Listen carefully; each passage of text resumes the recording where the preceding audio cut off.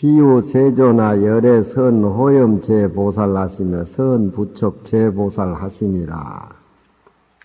그 앞에 수보리가 대중 가운데 있다가 직종자기 곧 자리로 쫓아 일어나서 오른 어깨를 이렇게 벗고 오른 무릎을 또 착지를 해가지고 합장 공경하는 게 이게 이제 최고 공경한 의식이고, 또 수보리가 그 다음에 베풀어 나사대 희유세조나 이 희유라는 데 대해서는 어떻게 설명할 수가 없지만 부처님께서 가부좌를 들고 앉아 계시는 그 모습을 수보리가 희유하시다 세존이시여 부처님의 마음을 엿듣고 최초로 금강경을 설하게 만들어 주신 하나의 불가사의한 언어들인데, 열애께서는 혼자만 그 금강경의 안주에 계시지 말고 그 살림살이로 공부가 많이 되어 있는 근숙 보살들을 깨우쳐주게 해야 될 것이며, 그런 의미도 거기에 들어있죠. 선호염 제보살, 또 선부촉 제보살. 부촉이란 말은 부탁한단 말인데, 근기가 좀 성숙하지 못한 보살은 근기가 좀 성숙한 보살하고 같이 짝을 지어서 깨닫게 해주고, 또 근기가 좀 낮은 보살은 선배 있게 맡겨줘가지고서 그렇게 서로 탁마하는 그런 그 자세를 여러 보살들에게 부촉한다. 그러니까 호염이란 단어하고 부촉이란 단어는 의미가 틀리죠. 호렴이란 말은 부처님이 근기가 푹 익어져 있는 보살들을 직접 지도해서 떼침을 주고 중생을 제도하는 어떤 방편의 세계를 열어준다는 것이고, 부촉이란 말은 위임한다, 부탁한다. 그러니까 같은 동료들끼리 공부가 잘 된 사람, 잘 되지 못한 사람, 어린애, 어른 이렇게 짝을 지어가지고서 공부 순서 차례를 해나가게 한다. 그런 얘기입니다. 우리나라 사전에 보면 중은 혼자 지 머리 못 깎는다. 그런 얘기를 하는데, 요즘은 뭐 나는 옛날 삭두로 우리 스님, 우리 노심 머리 깎는 내가 딱 도사인데, 요즘 삭두질할 것 없이 자기 머리 자기가 깎아요. 면도 하나 가지고 목욕탕에 들어가면 막 혼자 다 깎는데, 그 사전에 좀 바꿔놔야 돼. 근데 혼자 제 머리를 못 깎는다는 말은 지 머리를 혼자 못 깎아서 그런 것이 아니라, 불법성 삼보에는 승보라는 것이 있는데, 스님은 같이 모아서 살아야 된다. 같이 모아서 살아야 된다. 이 스님이 저 스님의 머리를 깎아주고 저 스님이 이 스님의 머리를 깎아주는 것은 서로 모아서 서로 탁마하고 서로 확인해주고 서로 짚어주고, 그런 차원에서 혼자 머리를 깎아서는 안 된다. 그런 의식입니다. 뭐 혼자 못 깎아서 못 깎은 것이 아니라, 물론 옛날 삭두 가지고는 혼자 깎기가 어려워요. 그렇지만 혼자 깎을 수도 있어요. 그렇지만 스님은 혼자 지 머리 못 깎는다. 스님은 불법중 삼보의 하나의 일원이기 때문에 모여서 살아야 된다. 모여서 행동을 해야 된다.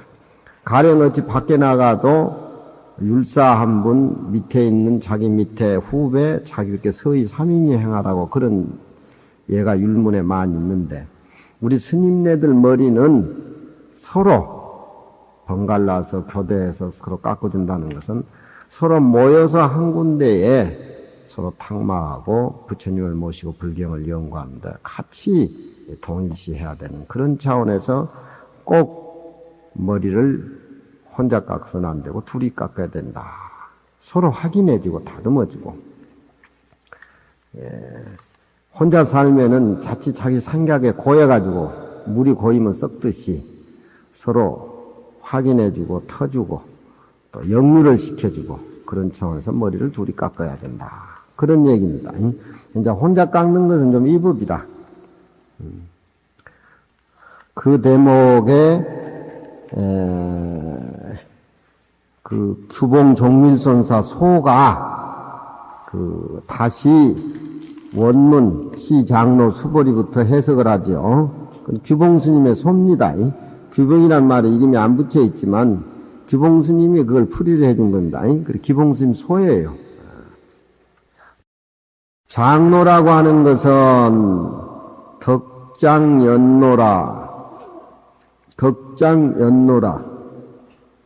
나이만 많아가지고 뭐 어른이 아니라 공부를 많이 내면으로 해가지고 밖으로 풍겨 나오는 것이 덕이라요. 그분을 만나니까 아주 덕스러움이 풍긴다. 덕이라고 하는 것은 추상명사이기 때문에 무슨 찝히는 것이 아니죠.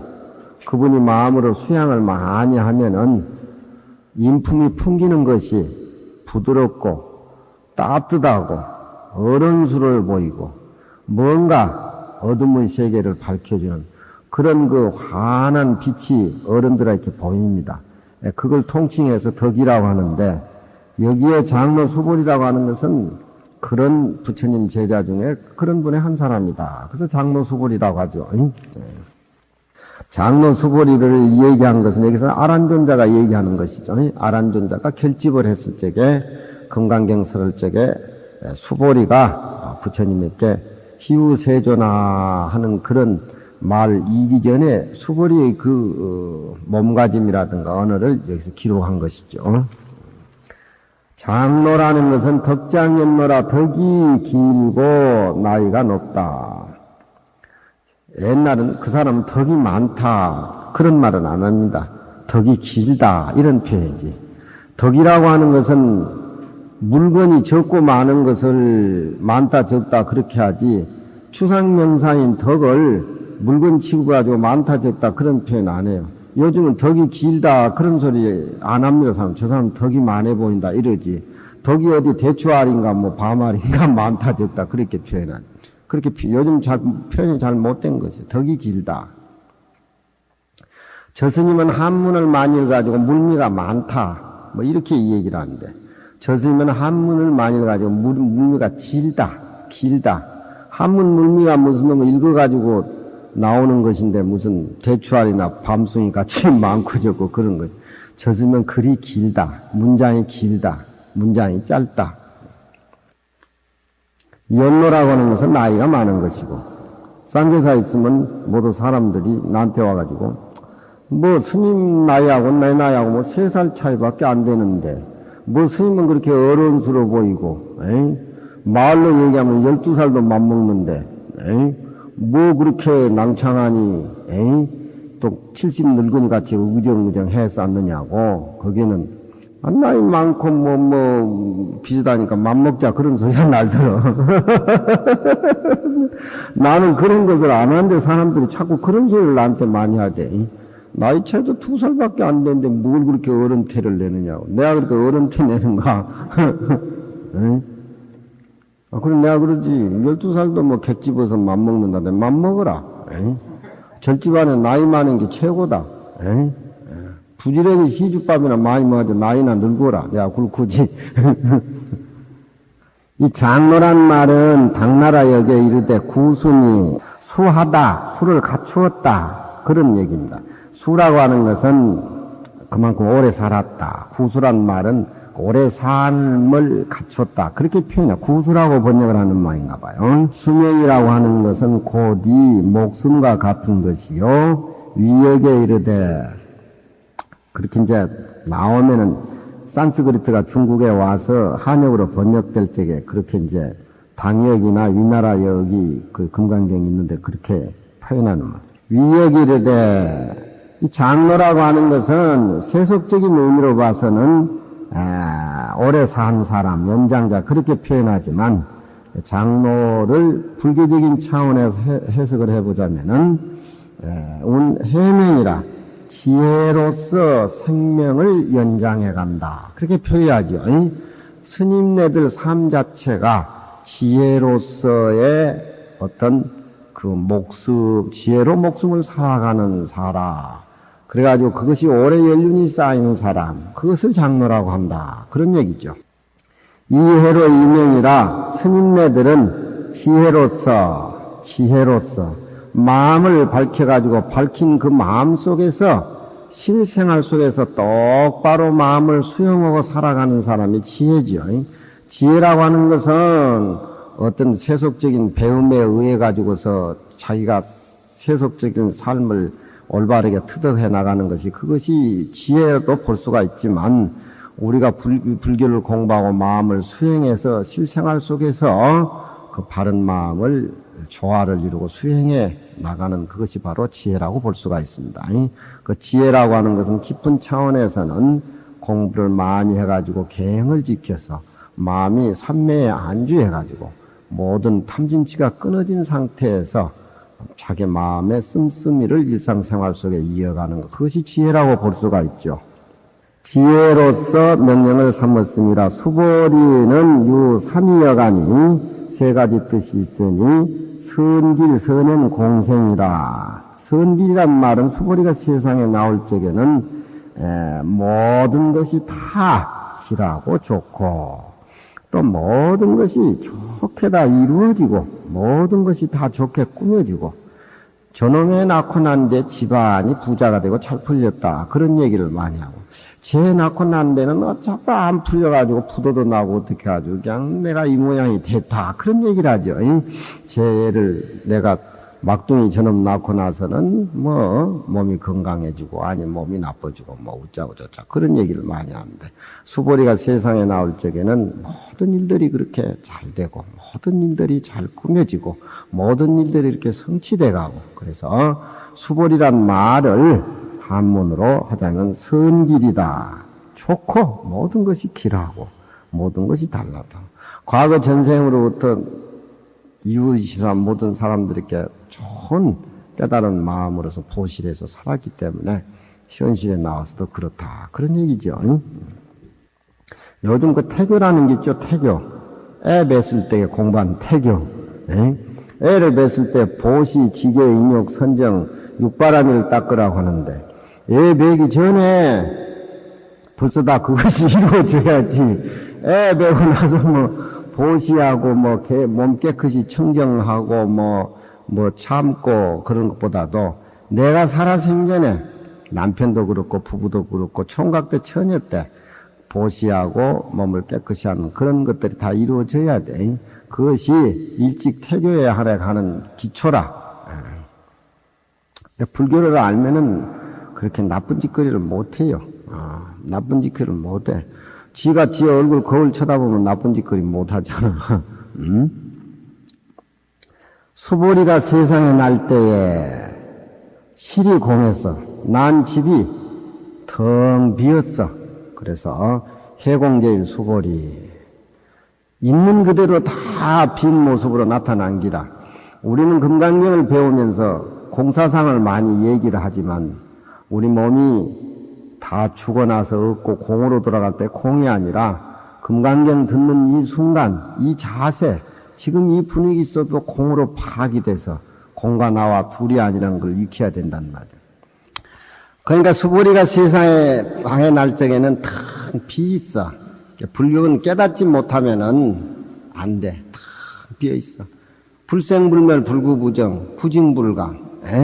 공의 6가지 모습이 그렇잖아. 수보리가 세상에 날 때에 집이 텅 비어서 해공지 선단현이라 공을 아는 좋은 단서가 수보리가 세상에 태어날 때부터 현현 나타났다. 그런 얘기죠.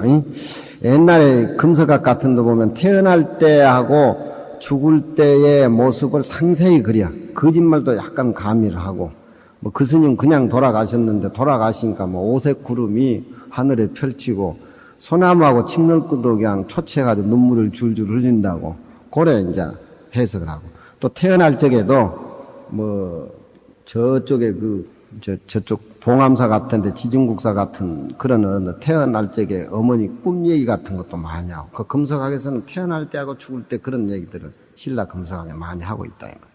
그러니까 이 수보리도 태어날 적에 공의 이치를 과거 전생부터 알아가지고 어머니 아버지 집안이 태어날 때 텅 비어있다. 비어있는 공간. 상사가 저 말 수보리를 상 잘 본 사람이 상이라고 하는 게 서로 상자 가지고 관상상자요. 관상 보는 스승이 점쳐야 될 때 유선육일이라 참 좋고 참 길하다. 그래 이름을 붙였다 이 말이죠.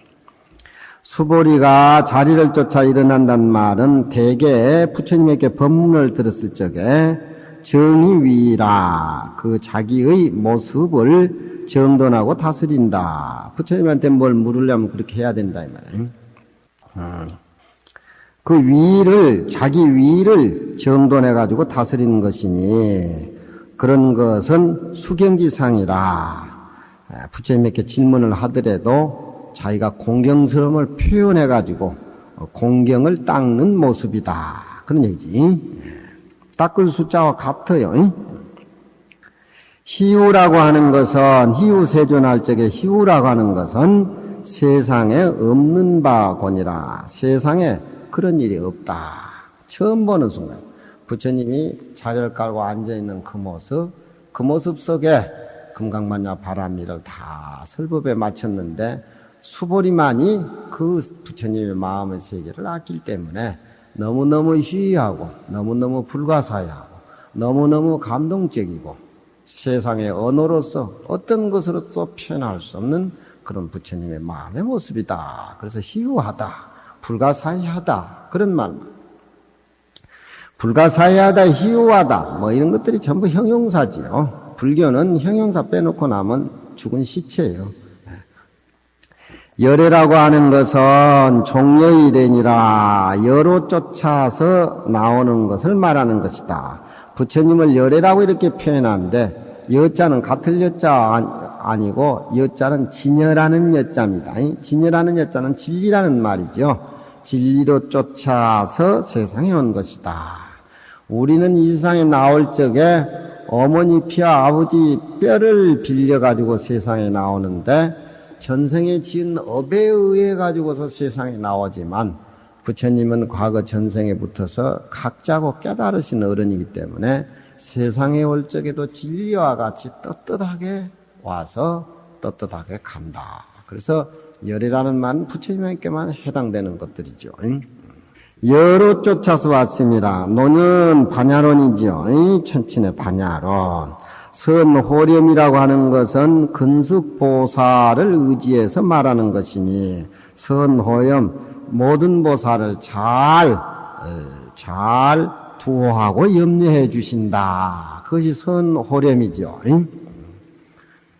경은 공부를 해야지 여기서 듣고 가서 집에서 안 해버리면 아무 의미가 없어. 문수행도 그렇지. 그럼 여기서 듣고 집에 가서는 안 하지. 이제 만년에 금강경 입고 사는 그보다 맑은 복이 없을 건데. 근숙보살을 의지해서 설명하는 것이니 위 그런 내용들이다. 부처님이 그 보살들에게 힘과 지혜를 줘가지고서 영성치 불법이요 불법을 성취케 하고 또 그런 사람들에게 중생을 교화하는 힘을 줘가지고서 그렇게 북돋아 준다 그런 얘기입니다. 중생을 교화하는 힘을 줘가지고서 영섭치 중생이라 모든 중생을 포섭해가지고서 취해서 중생에게 성불길을 열어주도록 부처님이 보살에게 그렇게 북돋아주고 힘을 넣어준다. 그것이 선호염이고 선부촉이라 말은 좀 또 의미가 다르죠. 선부촉이란 말은 얘 좀 부탁 좀 하겠습니다 할 적에 이자를 쓰죠. 근기가 아직 성숙하지 못한 보살들을 의지해서 설법을 하는 것이니 미숙 불교에서는 이 아니미자가 아니미자 아니불자와 같은 글자지만 이 한문에서는 미자를 반 부정 반 긍정으로 그렇게 보지요. 아니불자는 전체적인 부정이지만 아니미자는 반 부정 반 긍정. 그러니까 근미숙보살 할 적에 아직은 근기가 성숙하지 못한 보살, 앞으로 공부를 하게 되면 얼마든지 근기가 성숙해질 수 있는 그런 보살.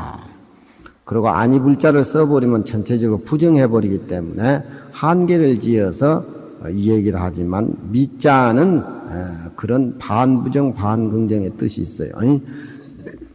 머리 깎고 부처님 제자가 되면 치문을 배웁니다. 초발심자경은 행자 때 배우고 강원에 가면 치문을 배웠는데 부업계 수시는 미면형루라 그런 말이 있습니다. 천만에 업에 매여서 받은 이 몸은 형상루한 것을 면치 못한다. 형상루한 것을 면치 못한 바는 업에 의해 가지고 이 몸을 받았기 때문에 다문은 다문, 정함은 정함, 다 모습이 머리카락 하나부터 다 다르지 않습니까? 그러니까 업의 인연에 매여서 받은 몸은 지 모양 형상에 그 나름대로 가지가지를 면치 못한다. 그때 미면형무라 그래요. 그렇지만 마음이 부처인 줄 알고 마음이 진료인 줄 알고 깨달아서 삼계가 공한 줄 알아서 사상을 초월하게 되면은 업의 세계에 튀어나서 해탈의 세계에 안주하기 때문에 그런 그 아니미자를 쓰질 않습니다.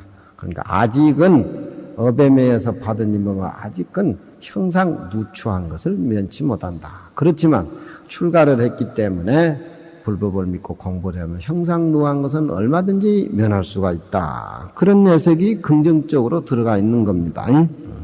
선부촉이라고 하는 것은 근기가 숙성하지 못한 보살들을 의지해서 설명하는 것이니 근기가 성숙하지 못한 보살들이라고 하는 것은 그 퇴실할까 부처님이 두려워해서 지혜 있는 사람에게 짜매준다 이 말이죠.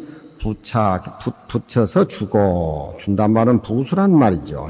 그러니까 자기가 직접 교화하고 제도를 맡아서 할 수도 있지만 근기가 성숙한 사람은 자기가 맡아서 하고 그렇지 못한 성숙지 못한 보살들은 또 성숙한 동료들에게 부탁을 해가지고 이렇게 해서 파트너로 만들어줘가지고 지혜의 힘을 길러주게 하는 그런 부처님이다. 부자는 붙여준다고 하는 것은 적은 사람에게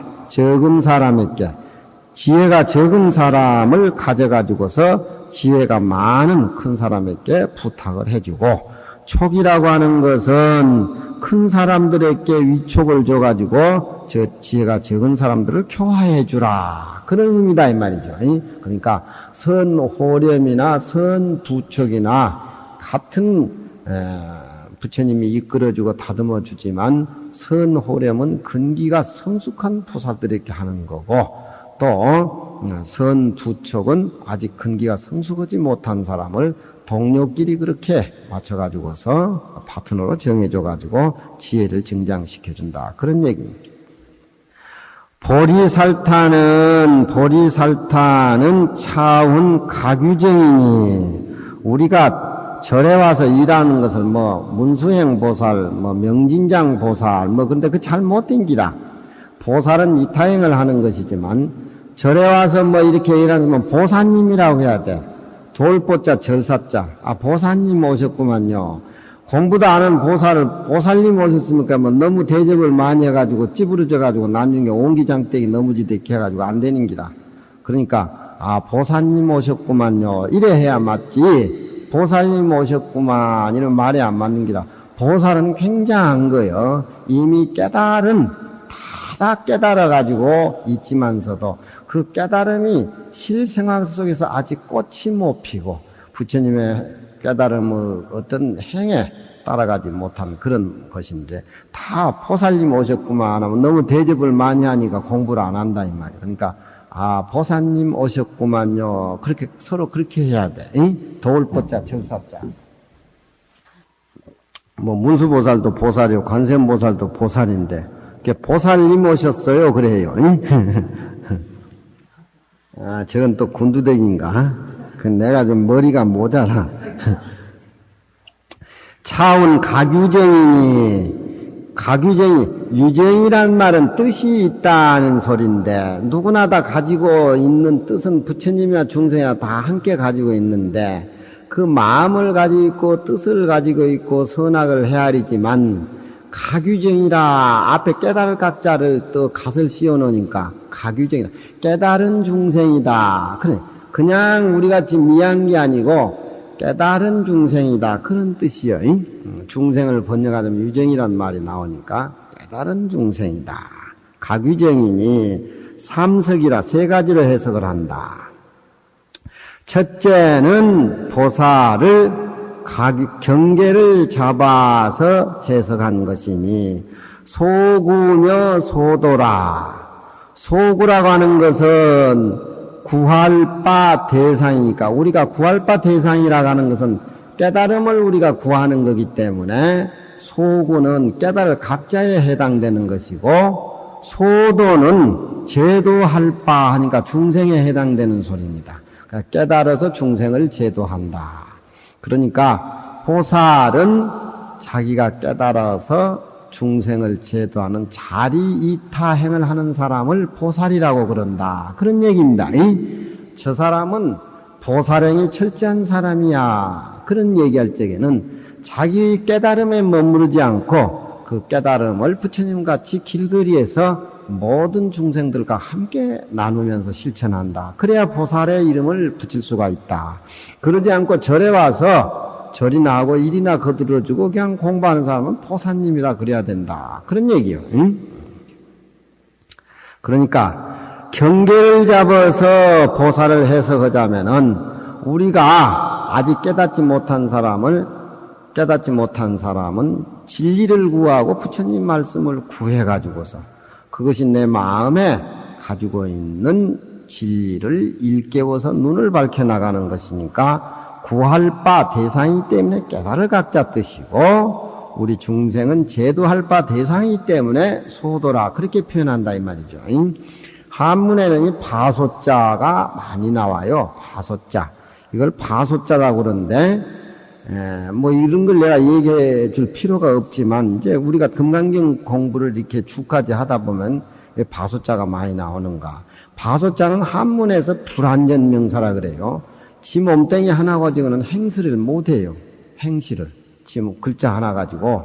바소자 글자를 꼭무늬에 꼭 달고 다녀야 돼. 그러니까 관행사를 다른 글자는 앞에다가 글자를 달고 다녀야 되는데 이 바소자는 불완전 명사가 돼가지고 꼭무늬에 글자를 다니고 다녀야 돼. 네 소원이 뭐냐? 원하는 것이 뭐냐? 네 원이 뭐냐? 네 소원이 뭐냐? 그런 거 아닙니까? 요 글자는 지 혼자 행실을 못해. 그래, 불완전 명사가 그래. 너 절에 가서 빈 바가 뭐냐? 소축이 뭐냐? 그렇죠? 네 소망이 뭐냐? 네 비는 바가 뭐냐? 그래, 요건 꼭 그렇게 써야 돼. 너 구하는 것이 뭐냐? 제도하는 것이 뭐냐? 그래가지고, 글자 바소자는 지 혼자 행실을 못하고 꼭 꼭무늬에 다른 글자를 끌고 다녀가지고 완전 명사 역할을 한다. 그래서 바소자는 혼자 행실을 못해. 여기에서 그와 마찬가지로 구할 바라고 하는 것은 진리고 제도할 바 대상이라고 하는 중생이기 때문에 보살의 그 뜻은 각과 유정이 보살 속에 들어있다. 또 마음을 잡아서 이 얘기를 해보자면은 각오의 지혜가 있대. 깨닫고 깨닫는 지혜가 있지만서도 정려지식이 여여 남아있다. 정려라고 하는 건 아직 그 중생과 더불어 같이 때가 벗어지지 않고 아직 중생의 사량 분별이 남아있다. 그런 얘기입니다. 정려라고 하는 것은 제6, 6식, 7시, 8시, 그러니까 깨닫지 못한 중생의 살림살이가 내면에 잠복되어 있는 것을 정여지식이라 그래요.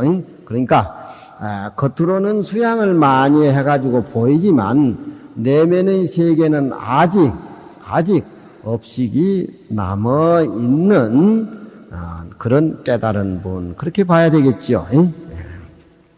각오의 지혜가 있대 정려의식이 남아있으며 셋째는 능소를 잡았으니 소구 능구라. 소구 구할 바 각하고 능구라. 능이 깨달음을 구하는 주인공이다. 그렇게 얘기를 합니다.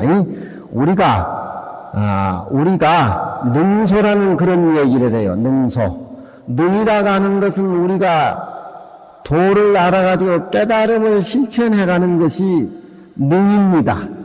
능이에요. 그러면은 우리는 진리를 대상으로 해가지고 깨달아가기 때문에 소는 진리를 소라 그래요. 그래서 능소 관계를 나누어서 공부를 하면 안 된다. 불교에서 그런 얘기를 합니다. 능소는 왜 그러냐? 우리가 절에 일찍 와가지고 부처님한테 절을 하지만 일찍 와서 몰랐을 적에는 부처님을 하나의 대상으로 모시지만 우리가 경전 공부를 하고 참선을 하고 불법의 진리를 알게 되면은 부처님과 나와는 둘이 아닌 관계가 놓여진다. 그러니까 능소를 따개가지고 불법을 이해하고 참선하는 사람은 부처님하고 거리가 멀어진 애도다. 그런 얘기죠. 그러니까 우리는 다문하고 나하고는 모양도 다르고 생년월도 다르고 직업도 다르고 하지만서도 같은 불자로서의 다문과 나의 존재는 깨달음으로 이루어지는 하나의 진리의 바다 광장에서 사는 사람이기 때문에 둘이 아닌 차원으로 이월해가지고 능소를 없애야 돼. 자식과 관계, 할아버지와 손자의 관계, 둘이 아닙니다. 나아가서는 이 국토 전체가, 내가 수녀보고 이 얘기를 했어요. 절대적인 천주님하고 피조물 이렇게 하니까 따개는데 우리는 불교는 그런 소리 안 한다. 저 낙동강이 물이 저렇게 흐르고 있는데 낙동강도 우리하고 똑같다. 산하대지가 우리하고 똑같다. 전부 부처님 모습이다. 이런 식이 동양의 진리고 동양의 하나의 꽃이고 동양의 하나의 두라는 이치인데 왜 천주님이 뭐니 그런 소리 해가지고 정신 헛갈리게 만드냐 이 말이야. 나는 골이 아파서 바이블 한 장도 못 봤지만 그거 틀린 거 사상, 그거 12조장 시키는 것이요. 청와대 정치하는 사람 보라 이 말이야. 내가 그런 얘기하니까 입이 12발 나오고 말을 안 해. 이제 말 안 할 작정이 모양이고 처음 걸다. 불법을 믿으면 그래.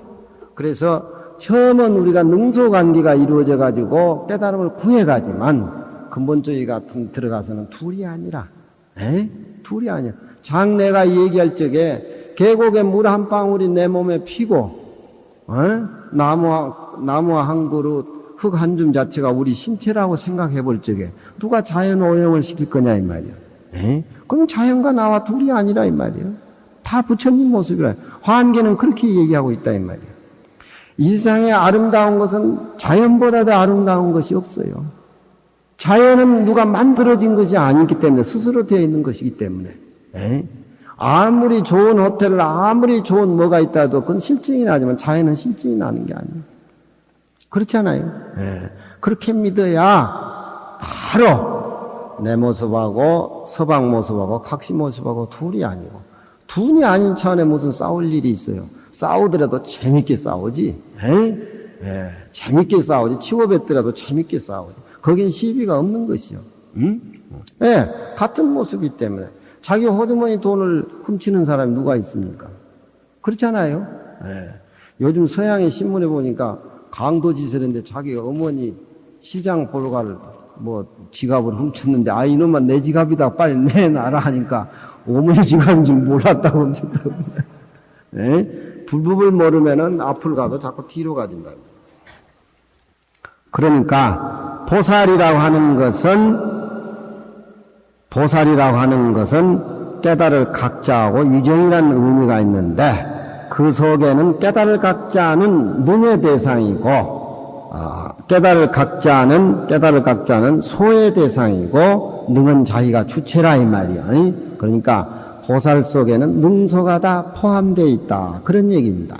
우리가 몰랐을 때는 두 개 같지만 알고 보면 낮과 밤이 둘이 아니란 말이죠.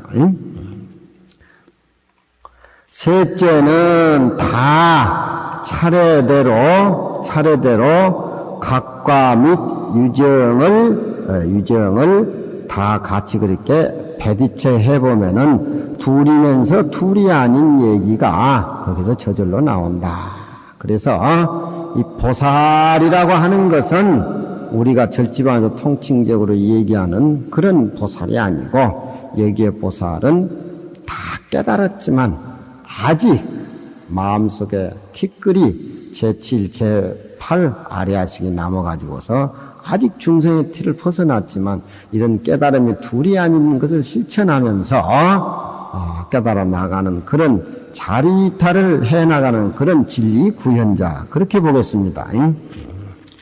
규봉스님 소가 끝나고 육조스님 얘기구만.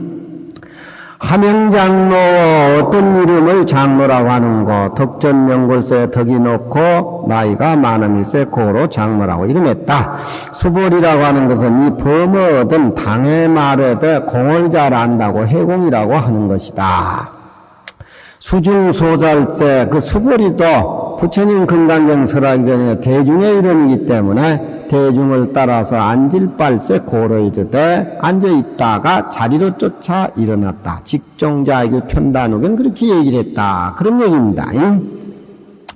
제자들이 여기에 모인 제자들이 부처님에게 이익을 청함에 먼저 5가지 위를 행했으니 직종자기 편단후견 우실착지 합장공경 백불언 부처님께 가장 공경한 자세로 부처님께 법문을 청하는 5가지 모습 그런 얘기죠.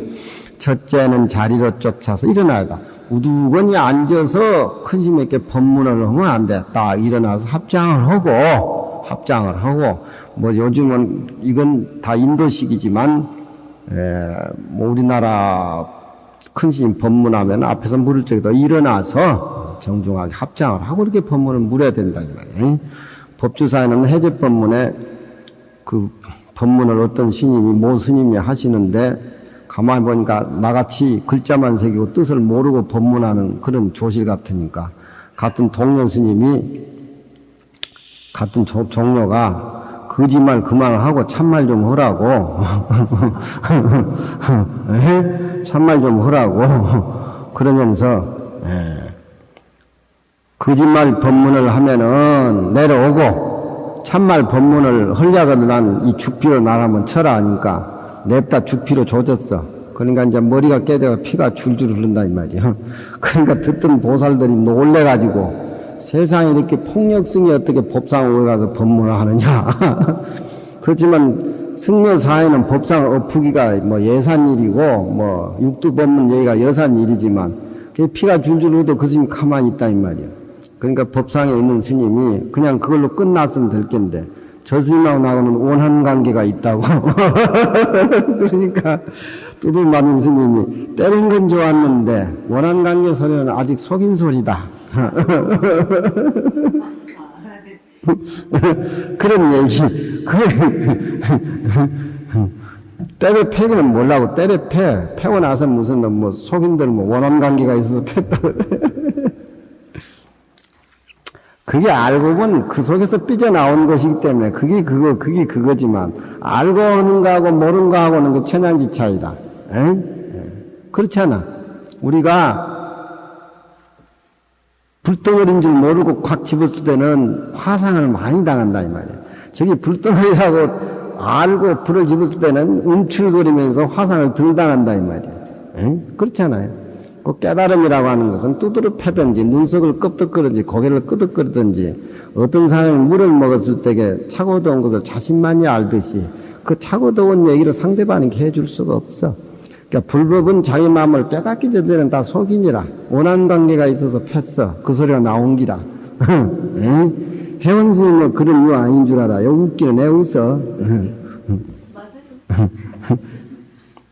자리로 쫓아 일어났으며 둘째는 단정의복의 의복을 단정하며 셋째는 어깨를 이렇게 드러낸단 말이 편단이야. 인도 스님들 보면 가사만 걸치죠. 그래가지고 어깨를 이렇게 오른쪽 어깨를 이렇게 드러내는 것이 가장 어른에게 공경하는 표시하는 그런 모습이고 또 우실착지 오른 무릎을 땅에 붙이고 네개는 합장을 하고 높은 얼굴을 우러러서 곤경해가지고 목불 잠사여 너를 잠깐이라도 거기서 떼지 않는다. 아주 이목을 집중해가지고 흩어진 마음을 한 군데 모아서 묻고 싶어하는 그런 그 내용을 부처님에게 존경하는 표시로 눈 하나 끄적거리지 않고 눈을 뱅글뱅글 돌리면 안 되겠지.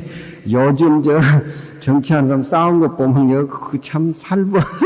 어디 그런 정치가 다 있을까? 정치가 그래서는 안 돼. 우리는 어디 다른 데로 가버려. 다섯째는 일심으로 공경해서 이신문사라. 묻고 싶은 말을 신이란 것은 펼친다. 펼신자. 희유라고 하는 것은 간략히 세 뜻이 있으니 희유라는 말 불가사의 후식이나 일본말로 하면 후식이나 내가 그런 소리라. 희유라는 말도 후식이나 불가사의하다. 간략히 세 가지 뜻으로 설명할 수 있으니 제일 희유라고 하는 것은 부처님의 처신 중에서 능히 금문왕위를 버리며 갑이라고를 버리고 출가를 했었죠. 그것이 참 희귀한 것이다. 하느님은 마국간에서 났지만 부처님은 좀 신분이 틀리잖아. 제2희우라고 하는 것은 두 번째 희우라고 하는 것은 부처님이 심장이 장육척과 또 부처님이 자마 금용과 그런 작은 색으로 잘 이렇게 말하고 하는 것은 아주 정교하게 해가지고 금빛을 띠는 얼굴이다. 그런 얘기죠. 평범한 얼굴이 아니죠. 그뿐만이 아니고 32상과 80정호가 부처님은 갖춰진 신분이기 때문에 삼계무비요. 삼계에서는 비할 수 없는 인물이다. 그런 얘기죠.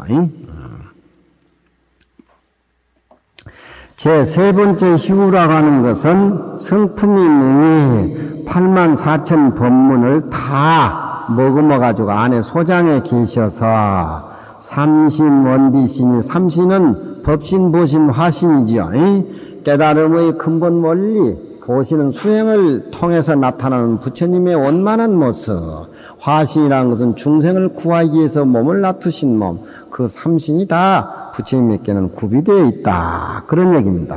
위의 세 가지 뜻을 갖춤을 쓰밀세 고로 희우세조나 그렇게 얘기를 했다. 육조 스님은 희우란 말을 그렇게 쉽게 풀이랍니다. 세존이라고 하는 것은 지혜가 삼계에 뛰어나가지고서 능히 미칠 바가 없는 것을 말하는 것이고 덕이 높고 다시 위가 없어서 무상이라 이가 없어. 그 무자 윗상자 안에다가 있을 유자를 쏙 집어넣으면 좀 쉽지요. 덕이 높아가지고 다시 그보다도 높은 그런 사람 이상이 아무도 없다. 위가 있음이 없어서 일체가 다 공경함일세 고로 이르되 세존이라고 그렇게 얘기를 했다. 호련이라고 하는 것은 여래께서 반야 바람일법으로서 모든 보살을 두어하고 염려하는 것을 의미를 하고 부촉이라고 하는 것은 여래가 반야 바람일법으로서 모든 보살에게 부촉을 했다. 이쪽 규봉스님이 소에서 해석하는 교리적인 해석보다도 육조스님 해석은 이렇게 쉽게 부촉이란 말하고 호염이란 말을 쉽게 이렇게 풀이를 합니다.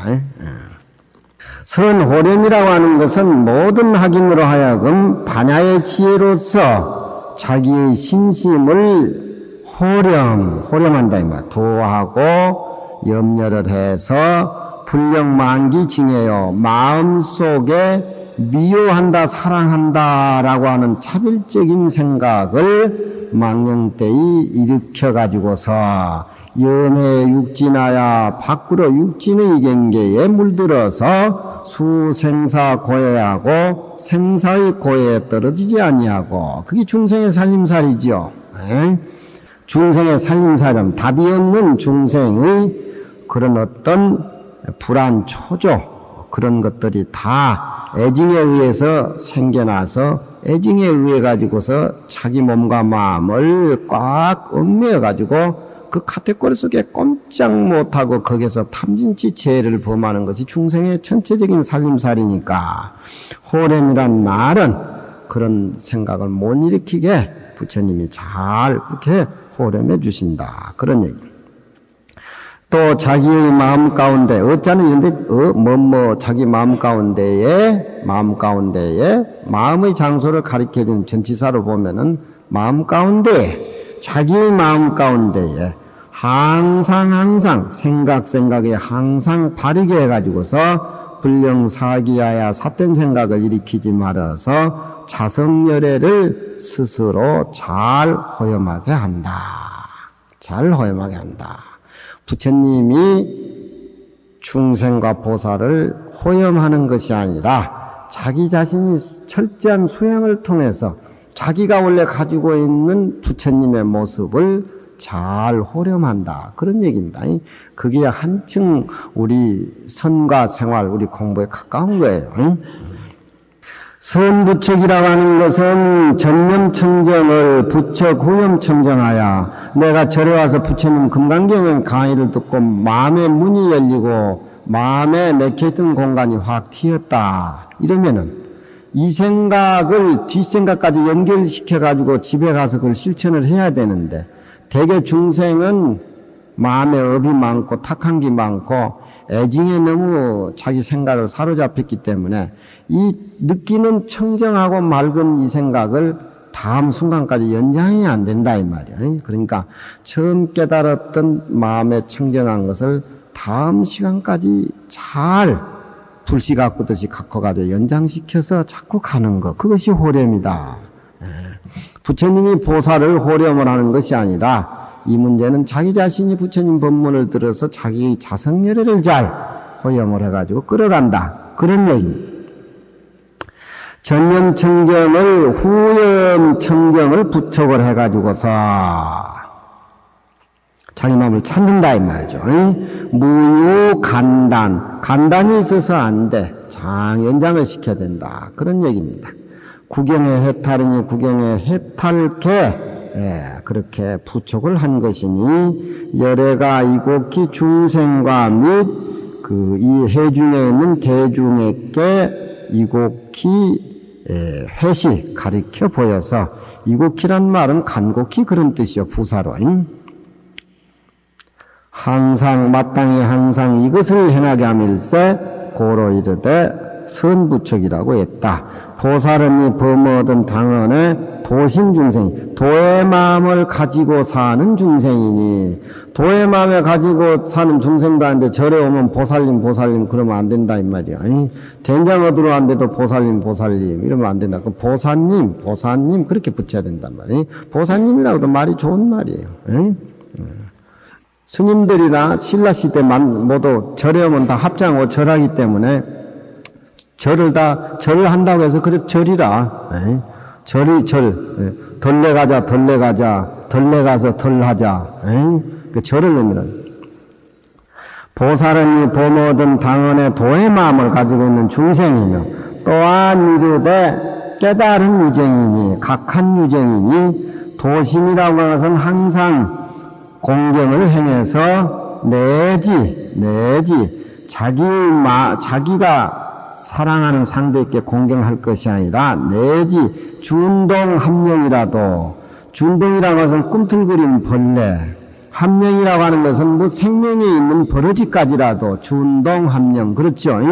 내지 준동함령에 이를지라도 불교를 공부하고 도의 마음을 가진 사람은 널리 공경해서 그를 사랑해서 미해가지고 미한 중생이 됐지만 같은 중생으로서의 그런 사랑을 널리 베풀어서 무경만심일세 조금이라도 내가 인간이라고 인간의 얼굴을 탈을 썼다고 해가지고 개라든가 나비라든가 꿈틀거리는 벌이라든가 그게 가벼운 마음 교만심을 내는 마음 그런 마음을 일체 없게 함일세 고려되 그런 것을 실천에 옮긴 것을 보살라고 이름을 붙인다.